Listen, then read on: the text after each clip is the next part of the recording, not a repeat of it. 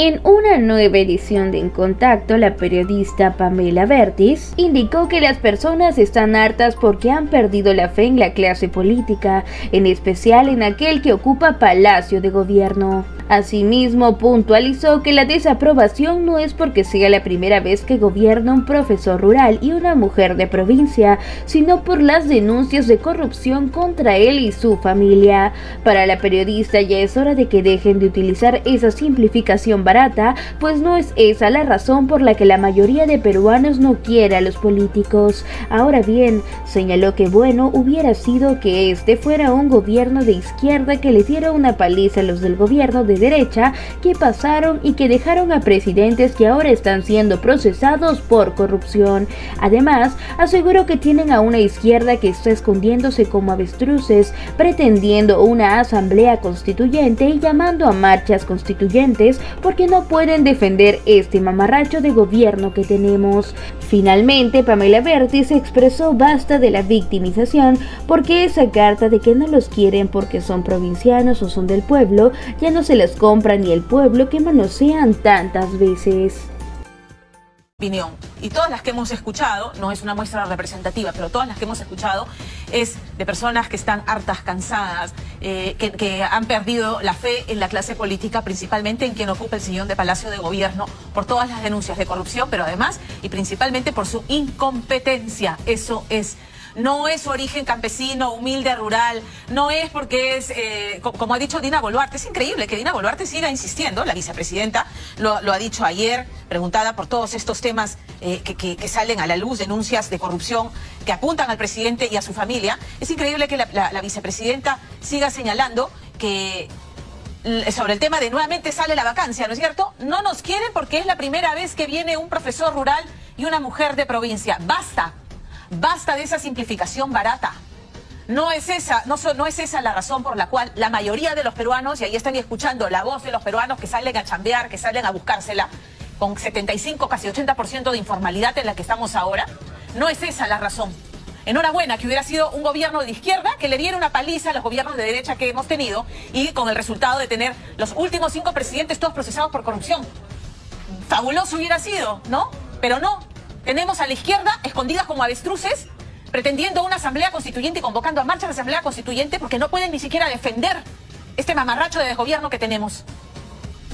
Basta de la victimización, porque ya ese cuento y esa carta de que no nos quieren porque somos provincianos, somos del pueblo, ya no se las compra ni el pueblo mismo al que invocan y manosean tantas veces. Nos vamos en vivo ahora hasta Palacio de Gobierno.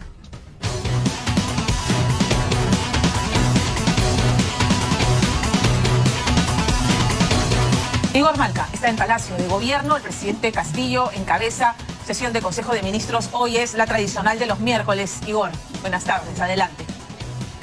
Así es, hola Pamela, ¿qué tal? Muy buenas tardes, así es. Después de 2 días de Consejo de Ministros extraordinarios, bueno, pues hoy ha tocado el ordinario y se han convocado a los ministros de Estado hacia las 8:30 de la mañana. Ha acabado hace muy poco, de hecho, tenemos en imágenes seguramente el retiro ya de algunos ministros de Estado. Usualmente estamos en el patio de honor, por supuesto, para la entrada y salida de los ministros, pero hemos venido hasta aquí, hasta Desamparados, porque aquí también había un movimiento. Se acaba de marchar el ministro del Interior, hablando por teléfono, no hemos podido abordarlo, pero sí habría sido interesante tener sus declaraciones. Quien sí ha ingresado sobre los 10 de la mañana más o menos a Palacio de Gobierno, por aquí por Desamparados, Pamela, ha sido Benji Espinosa, abogado del presidente Castillo, pero también de Lilia Paredes, y de hecho ha venido para hablar solo con ella, con la primera dama, por todo lo que se ha venido conociendo en las últimas horas y también las investigaciones que se le sigue a ella. Como se sabe, pues hay un informe de la Unidad de Inteligencia Financiera que pues establece que ha habido transacciones de hasta 90.000 soles por parte de los hermanos de Lilia Paredes hacia nada menos que Hugo Espino, ¿no? Y parte de eso seguramente en los próximos días también va a tener que ver o de alguna forma se le va a preguntar a Lilia Paredes por este asunto. Hemos conversado con Benji Espinosa entonces y estas son sus declaraciones.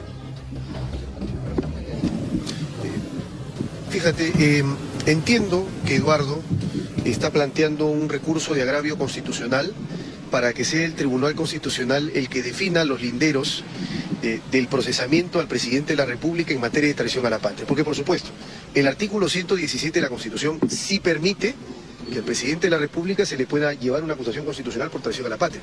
Pero el tema es, ¿qué es traición a la patria. Entonces, claro, no cualquier cosa es traición a la patria. Y dar una entrevista en donde se hace una declaración constituye traición a la patria. Entonces, que entiendo que ese es el propósito y será el Tribunal Constitucional, debería ser el Pleno. El Tribunal Constitucional está conformado por el Pleno de 7 magistrados, la Sala 1, la Sala 2. Pero debería ser el Pleno el que conozca este recurso de agravio constitucional y que tenga la oportunidad para que desarrolle jurídicamente, ¿no es cierto?, jurídicamente lo que supone una acusación constitucional por traición a la patria. Creo que es una gran oportunidad para que el máximo órgano de justicia constitucional pueda pronunciarse al respecto. Sí. ¿Con la primera dama sobre el tema de investigación por lavado de activos? Así es, me he reunido con la primera dama, doña Lilia Paredes. Le he expresado que conforme a la normativa procesal, el artículo 330 del Código Procesal Penal, cuál es el objetivo de las diligencias preliminares. La primera dama me ha manifestado su absoluta disposición para poder colaborar con la investigación y demostrar que no existe la organización criminal que se está planteando en ese caso. ¿Le ha comentado que se ha comunicado con sus hermanos y ya ha sido en este reporte de la UE? No, nos hemos limitado a su situación. Imagino que sus hermanos designarán en su momento a su defensa, a su abogado, para que lo pueda defender y asesorar, pero yo me aboco únicamente a la defensa de la primera dama. ¿Se complicaría la situación legal de la primera dama? No. Los reportes sirven para poder abrir una investigación. No la cierran ni la definen. Finalmente, lo que hace un reporte de la UIF es plantear interrogantes. Y esas interrogantes, estoy seguro, serán contestadas por la primera dama cuando rinda su declaración indagatoria. ¿Ha visto al presidente? No, no he visto al presidente. La reunión ha sido solo con la primera dama. Respecto al tema de la vinculación del presidente con el alcalde de Auriga, ¿tiene alguna información, doctor? No, porque como he dicho, no me he reunido con el presidente, ya habrá tiempo. Creo que lo importante es que... Sí, hay varias cosas pendientes. Mañana tenemos el discurso presidencial, así que entiendo que el presidente está con las labores que le corresponden. Pero hoy hemos estado trabajando el caso de la primera dama. ¿Cómo ha tomado la defensa legal, doctor? Que el doctor Nakazaki sea abogado Bueno, finalmente los abogados tenemos derecho a elegir qué causas patrocinamos, pero eso no obsta o evita a que pueda decir que hay que tener mucho cuidado respecto al tema de las corroboraciones, ¿no es verdad? Porque por un lado tenemos los dichos de la señora Carelín y por el otro tenemos que conocer los dichos, porque en realidad no conocemos, solo algunas filtraciones del señor Bruno Pacheco. O sea, lo que no puede permitirse es que por una defensa se puedan hacer corroborar sus dichos. Los dichos se corroboran a partir de pruebas y no porque se alineen versiones. Eso es lo que tengo que decir. Muchísimas gracias. Consultarle sobre la posibilidad de que el exministro Juan Silva se entregue a las autoridades. ¿De qué forma aportaría a las investigaciones? Lo mismo que con el caso del señor Pacheco, que se presente, que dé la cara, que comparezca y que brinde las explicaciones que corresponden y que las investigaciones sigan su curso. Eso es lo importante. Muchísimas gracias. Muy bien, Pamela, entonces declaraciones de Benji Espinosa, abogado tanto de Pedro Castillo como de su esposa Lilia Paredes. En este caso ha visitado a la primera dama para abordar todas las investigaciones en las que está inmersa y estaba declarando al principio sobre este recurso de agravio constitucional que ha presentado no él, sino el otro abogado de Pedro Castillo, que es Eduardo Pachas, ante el Tribunal Constitucional para anular de alguna forma todo el proceso que se lleva a nivel de subcomisión de acusaciones constitucionales contra el presidente por presunta traición a la patria, ¿no? Eso comenzaba explicando Benji Espinosa. Aquí ha acabado el Consejo de Ministros. Te puedo decir que a través de Heiner Alvarado podemos confirmar que ya se ha aprobado el mensaje que va a dar al Congreso el día de mañana el mandatario y vamos a ver qué ocurre desde aquí, desde Palacio, en las próximas horas. Pamela. Igor, muchísimas gracias por la información. Yo me pregunto, ayer fue entrevistado el doctor Espinosa, el abogado del presidente. Gracias, Igor, por la información. El abogado del presidente por Fernando del Rincón en CNN en español. Y la primera pregunta que le planteó... La toreó Espinosa. O sea, en realidad no la toreó, no la respondió, porque le dijo, yo entiendo, usted es abogado, ¿no? Y tiene que ejercer la defensa de Pedro Castillo, que tiene 5 investigaciones abiertas por delitos gravísimos. Pero usted como peruano no se conflictúa de defender a un presidente que está llevando al país al abismo. En buena cuenta, y parafraseando, fue eso. Claro que no le respondió. Punto seguido también le reclamó lo que nos preguntamos todos, con 3 dedos de frente, 2 dedos de frente o 1 si quiere. El abogado Benji Espinosa sigue remitiéndose al artículo 117 de la Constitución, que dice que el presidente solamente puede ser acusado por traición a la patria y otros que no tiene que ver con delitos de corrupción, ¿correcto? Y que no prohíbe expresamente el artículo de la Constitución que un presidente sea investigado. Pero a la luz de lo que dice el doctor Espinosa, lo que pretende es que pese a toda esta avalancha de denuncias y de pruebas y de elementos, se mire para el costado y que la Fiscalía de la Nación, que tiene las atribuciones para investigar al presidente, suspenda todo, que investigue al resto, pero el presidente que no se le toque porque lo distraen de liderar el país y de gobernar. Entonces nos hacemos todos los locos frente a esta cantidad de información. Lo que se ha sabido hoy día, que ha trascendido, es gravísimo. Hay que hacer el seguimiento del dinero, porque el presidente, que siempre se jacta de venir de una familia humilde, sin recursos, esforzada, resulta que los hermanos depositan 90.000 soles a las cuentas de Hugo Espino, y esta es información de la Unidad de Inteligencia Financiera. No son los no son ni Vladimir, ni Samir Villaverde, ni Karelim López, ni ahora Bruno Pacheco, que acogiéndose a la colaboración eficaz admiten comisión de delito. Entonces por ahí los desacreditan. Son unos delincuentes. ¿Quién le va a creer a unos delincuentes? Hay todo un proceso de colaboración eficaz en los que tienen que acreditar con pruebas a sus, ¿no?, delatando a sus cómplices. Pero en este tema, a ver, esto sale de la Unidad de Inteligencia Financiera, de donde los hermanos humildes, esforzados, ¿no es cierto?, de la primera dama, los cuñados del presidente, pagaron 90.000 soles y otros 20.000 en las cuentas de Hugo Espino, que es el empresario que empleaba a la cuñada del presidente, y que terminó ganando.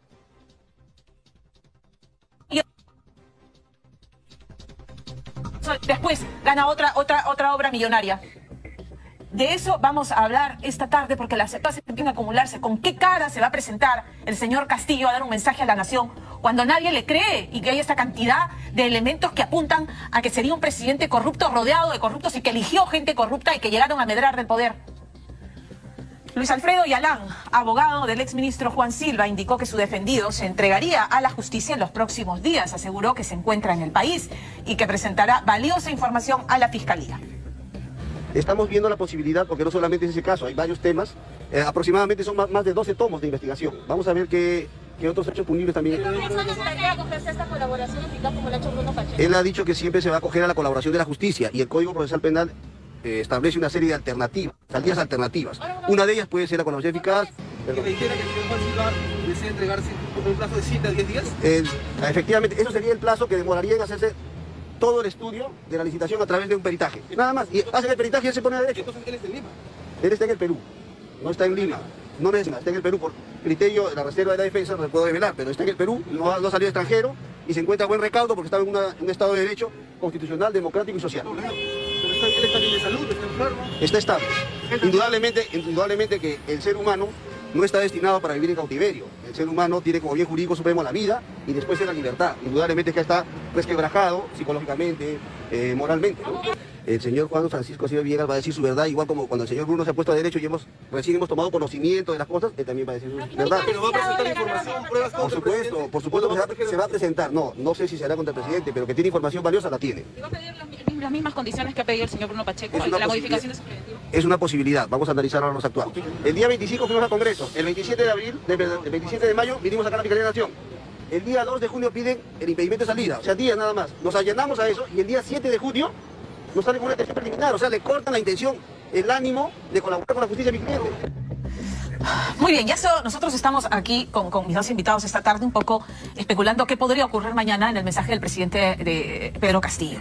La renuncia no está en su baraja, claramente, porque es la única manera de él asegurarse de que la justicia no le alcance tan pronto, porque eso va a pasar, pero no en el cortísimo plazo. Entonces, ¿cuáles son las alternativas que se abren? Y que se necesita el consenso del Congreso de la República, que hoy tiene una mesa directiva que ha acordado que de producirse una transición, vean esto que es, no es insólito, porque ocurrió en el año 2000, que se tiene que elegir nuevamente a quien se haría cargo de la transición democrática, que por constitucionalmente le correspondería a esta mesa directiva, pero ese es el acuerdo que han firmado y que han hecho público. Estamos en los estudios con Omar Chejade, excongresista, y Johnny Lescano, excongresista también, para precisamente hablar de ese tema. Caballeros, bienvenidos. ¿Qué tal, Pamela? Buenas tardes. A ver, primero hablemos de la situación a la que hemos llegado, en que principalmente responsabilidad del Ejecutivo, claramente, pero un Congreso que ha demostrado su entraña presentando 4 listas, dividiendo a la oposición y la extrema izquierda, concertando con la extrema derecha para también, ¿no?, proteger su cuota de poder. ¡Qué atroz! Bueno, yo creo que ese es el resultado de la crisis política que estamos viviendo en el Perú. Hay un poder ejecutivo, un gobierno que está en una crisis galopante, hay más pruebas de presunta corrupción que lo pone en una situación ya al borde del abismo al presidente de la República, y un Congreso que no se ha podido poner de acuerdo para tener una elección adecuada, coherente, conforme a la ideología y a la política de cada bancada. Se ha unido, como tú dices, la extrema derecha con la extrema izquierda. Y eso, bueno, establece que no es porque se han puesto de acuerdo por los intereses del país, porque ahí tenían posiciones absolutamente distintas. Unos iban por la Asamblea Constituyente y el otro claramente no compartían eso. De todas maneras, no es por unas cuestiones ideológicas, sino yo creo que es un acuerdo más pragmático, ¿no? Pero yo tengo alguna esperanza que el Congreso pragmatismo de los niños de Acción Popular, por ejemplo? Yo creo que ellos han errado muchísimas veces, no han tenido una conducción política con el partido. Están en la nueva investigados del partido, ¿no? O sea, están representados en la que no está reconocida por los organismos electorales. Nosotros tampoco la reconocemos porque tenemos reparos sobre el particular. No se ha hecho de manera regular la elección y por lo tanto se tiene que hacer una nueva elección. Nosotros siempre hemos salido a deslindar, ¿no?, por el partido, porque el partido no tiene ese propósito ni tiene esa práctica política. De tal manera que nosotros hemos dicho claramente, nosotros hubiéramos preferido que tengan una buena conducción política. Yo al momento de ser elegido como candidato presidencial y tener el resultado de una bancada de 16 parlamentarios, dijimos, oiga, vamos a ayudar, vamos a apoyar para que tengan éxito en la bancada, en el trabajo parlamentario. Desde el inicio dijeron que no. Públicamente dijeron, nosotros no queremos saber nada con el señor Lezcano. Y bueno, yo no he hecho ningún esfuerzo ahí. Yo he tratado de ayudar y sigo ayudando a un congresista puneño que estamos trabajando con él en los propósitos para llevar adelante la región y que haga una buena gestión por ser representante de Puno. Pero ya la situación de la bancada, nosotros no hemos tomado ninguna determinación y lamentamos que estén en una situación de esta naturaleza, que hemos dicho que se investigue. Obviamente se tiene que investigar. Gracias. Un fraccionamiento que se ha visto también en Renovación Popular. Sale Gladys Echaíz. Ayer me decía un abogado el maltrato al que ha sido sometida. Mira cómo quedó y finalmente lo que se revela es esto, que hay una oposición dividida y mirando con angurria no tanto la necesidad de salir de esta crisis, sino cómo me hago del poder para estar yo en la transición. Esa es la lectura que hemos tenido de esto. Lo poco bueno que ha habido el día de ayer en el Congreso es la elección de Lady Camones. Gracias, Pamela, por la invitación. Creo que ha sido importante, ha sido una mujer honesta, que ha tenido una muy buena gestión en este primer año en el Congreso de la República, ha tenido una muy buena vicepresidencia y sobre todo ha tenido una conducta firme desde el primer día contra este corrupto presidente y gobierno de Pedro Castillo.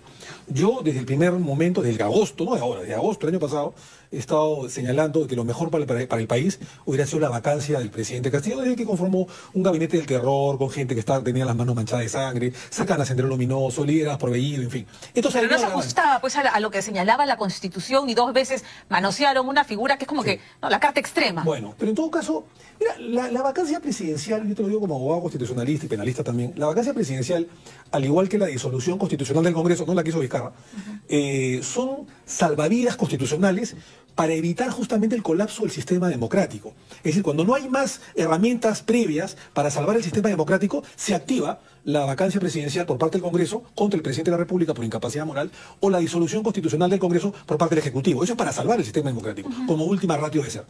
Entonces, creo que la actitud del presidente de la República ha ido cada vez en peor. Estoy de acuerdo con la Fiscalía, es una organización criminal liderada por un jefe de Estado que ha denigrado la investidura de la presidencia de la República y que desde la cima del poder ha dirigido este crimen organizado.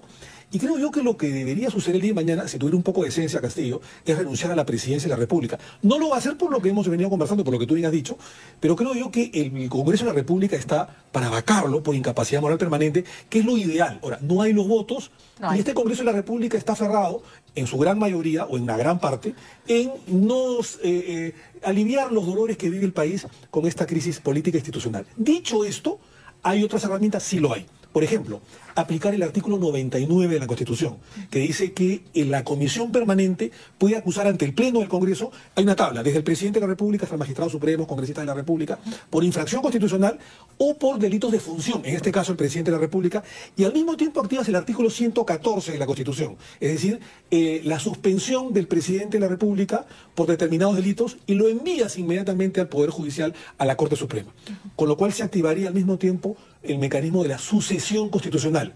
Dina Boluarte también es insostenible, creo que primero tendría que ser destituida y el presidente del Congreso asume provisionalmente la presidencia de la República hasta en tanto y en cuanto se decide en el Poder Judicial la situación criminalística o delictiva del presidente de la República. Ya, pero eso nos deja con el Congreso en actividad, que es un Congreso tan deslegitimado como el Ejecutivo, y yo creo que eso no va a ser, no va a tener aceptación. Te hablo de posibilidades constitucionales. La otra posibilidad y política es que el Congreso de la República, y si tiene los votos, pueda modificar el artículo 89A del reglamento del Congreso de la República, que es la ley orgánica, que habla sobre la valla de la vacancia presidencial. Es decir, bajarla de 80... Hay un proyecto de 87 a menos. No es una reforma constitucional.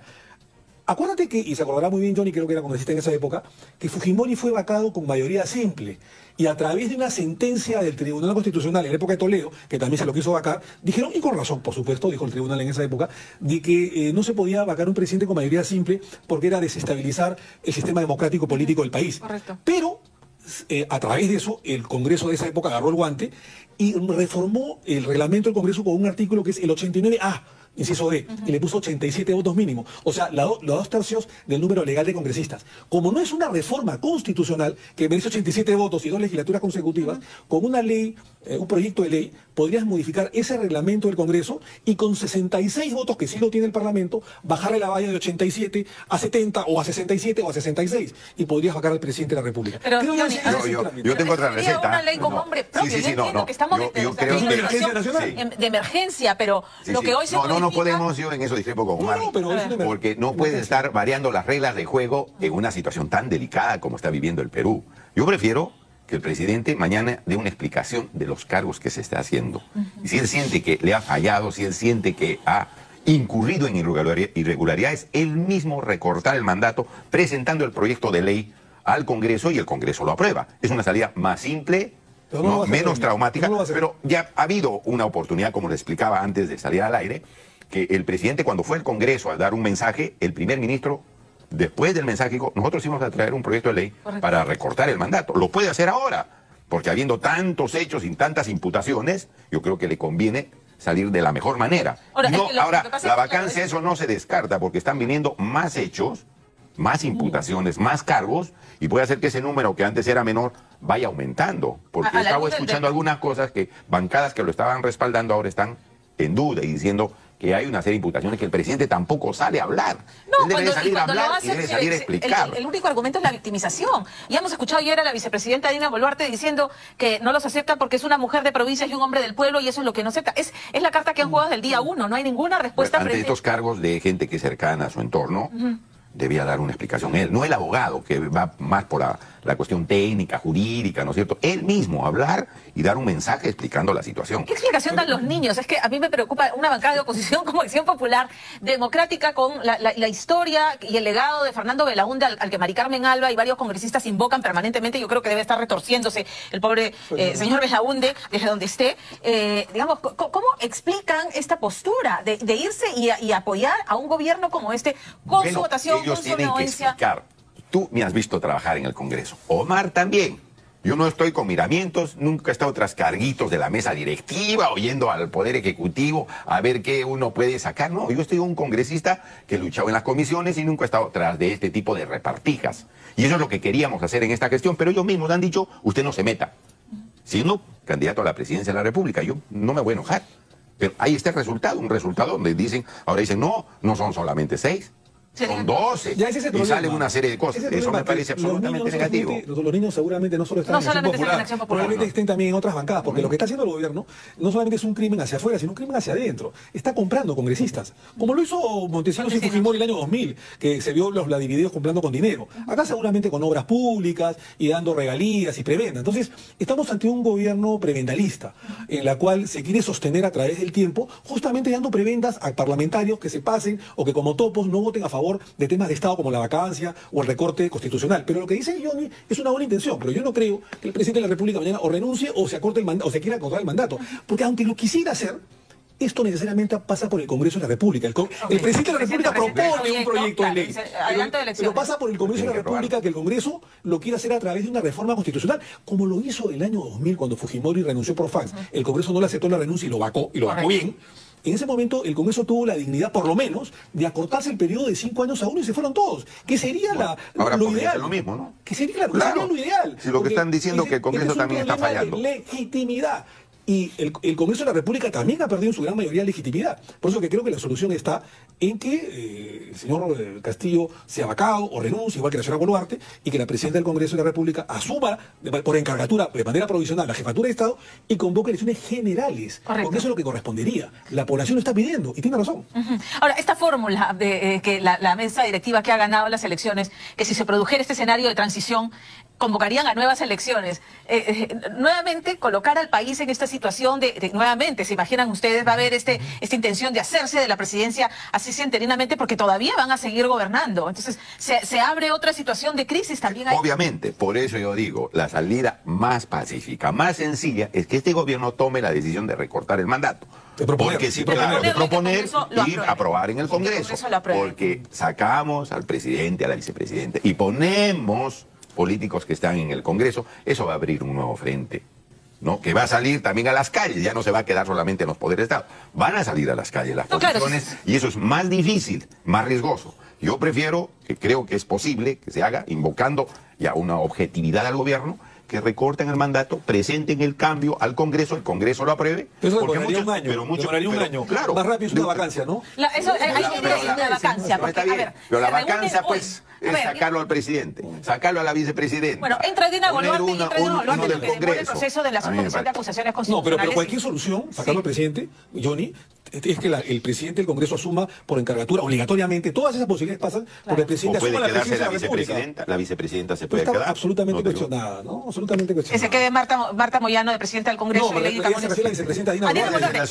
No, pues, claro, a ver, Dina Boluarte. Lady Camones iría a la presidencia de la República y quien queda en la presidencia del Congreso es Fuerza Popular, Marta Moyano, correcto. Ahora, la vacancia, lo ha dicho también el congresista Montoya hoy día, es la vía más expeditiva. Hoy se reúnen más elementos que los que se invocaron en el pasado. A ver, tenemos estos depósitos, ya se habla de dinero, se habla de documentos de puño y letra del presidente. ¿Cuáles son los votos de la vacancia? Los 73 que tuvo ayer Lady Camones. O sea, faltarían 14 votos. Por eso digo, aunque no me gusta, y yo lo he escuchado a Johnny tampoco, que es una ley con nombre propio, es reducir el número, no una mayoría simple, el número de vacancia, los requisitos para la vacancia que está en el reglamento del Congreso, de 87 a 66, que todavía sería mayoría calificada. No. Omar, faltan 14 y hay nuevos hechos. Bueno, hay nuevos hechos. Pero hay gente involucrada, Johnny. Hay gente involucrada en la bancada. Que estaban, y yo no creo que gente involucrada, si fuera un tema ideológico... Viendo y evaluando la situación si fuera un tema ideológico... Entonces, claro... No faltarían los 73, claro. No, si fuera un tema ideológico solamente, hay más hechos y estoy seguro que la gente de extrema izquierda obviamente no va a querer dispararse a los pies y optaría por una vacancia. Pero acá no solo es un tema ideológico, es un tema de crimen organizado que involucra a varios congresistas. Sálvese quien pueda. Entonces, claro, el congresista dice, yo me aferro hasta el final porque si no voy preso. Entonces, el tema es muy grave. Por eso digo, creo yo que la solución podría estar en reducir la valla para los requisitos de la vacancia de 87 a 66. Porque los votos para la vacancia son los que obtuvo ayer favorablemente Lady Camones. 73 votos y no hay más. La izquierda, escondida, Verónica peligroso Mendoza, eso se puede ir al en marchas para una asamblea constituyente. ¿Dónde está Verónica Mendoza? Anaí Durán, cada vez que se le da el micro, insiste en que esto es un complot para sacar al presidente Pedro Castillo. Y yo imagino que con todos estos elementos que han salido, si fuera un gobierno de derecha, ya hubieran saltado a la yugular hace rato y hubieran movido la calle. No hay ninguna duda que el presidente ha escuchado en la calle que hay un descontento casi generalizado y que hay pruebas que le imputan cargos graves sobre corrupción. Y el presidente no explica bien los hechos. Está pues al borde. Ahora hay colores eficaces. Sí, pues está bien. Pero además la situación es que cuanto más tiempo pasa y están saliendo más los hechos, en el Congreso, repito, hay mayor convicción de que se está cometiendo actos irregulares que, bueno, están imputándose delitos. Y eso puede, a una salida los vuelve cómplices. Y eso puede llegar a los 87 votos. Yo creo que eso pudiera ocurrir si el presidente no da una buena respuesta el día de mañana. Que no lo va a dar, ¿no es cierto? Ahora, el presidente ha dicho, mañana va a haber sorpresas. Dios. Esperemos que esas sorpresas sean estas, ¿no? De recorte el mandato. No va a querer cerrar el Congreso, realmente. De sorpresa cerrar el Congreso. No creo, eso sería un golpe de Estado. Tiene que ser por la vía constitucional. Insostenible y estoy de acuerdo con Johnny, debe ser a través de mecanismos constitucionales. Nadie quiere un golpe de Estado. Ahora, si Militar, tú, ni mucho menos, ¿no? tú le bajas la valla a la vacancia, les estás cambiando pues las reglas de juego. Pero ojo que, y se pueden ir al Tribunal Constitucional y a pero instancias Tribunal internacionales. Constitucional, a diferencia del anterior, estoy convencido que no se va a oponer. Internacionales. No, o sea, ahí le podemos hacer el juego, ¿no? De victimizarlo a mí me a una da cuestión preocupación que las reglas de juego se cambien con nombre propio. Yo realmente ese es el problema. Pero de por medio aspiro está el país. a la responsabilidad y a la altura de los congresistas y del Ejecutivo de entender que esto no da más, que no da más. Ojo que estamos Creo que hablando, esa es una coincidencia. Sí, sí. Estamos La hablando situación de es delicada. 66 votos, que igual sería una mayoría calificada. O sea, no estamos hablando de una mayoría simple. Pero de por medio está el país. El país está hundiendo no solo en el terreno político, el terreno económico, social. Todo. Hasta hace un tiempo atrás, el ruido político en otros gobiernos era muy fuerte, pero no afectaba a la economía. Ahora hay cuántos desempleados hay. La pandemia ha agudizado las contradicciones sociales, económicas, de desempleo. Los productos están subiendo criminalmente. Pero eso es un efecto internacional, Entonces, ¿no? Pero no solamente eso, es la falta de capacidad de este gobierno de poner las cosas en su la gasolina está subiendo por todos lados. Esta conversación y seguramente, bueno, mañana a ajustarse los cinturones y ver qué pasa en ese mensaje a la nación. Hay que estar y felices fiestas patrias en medio de todo esta Bueno, crisis. Pamela, muchas gracias. ¿Y tú qué opinas de esta noticia? Déjamelo saber aquí en la cajita de los comentarios. No olvides darle manito arriba, suscribirte a nuestro canal y activar la campanita de notificaciones para mantenerte siempre actualizado con noticias nacionales. ¡Hasta la próxima!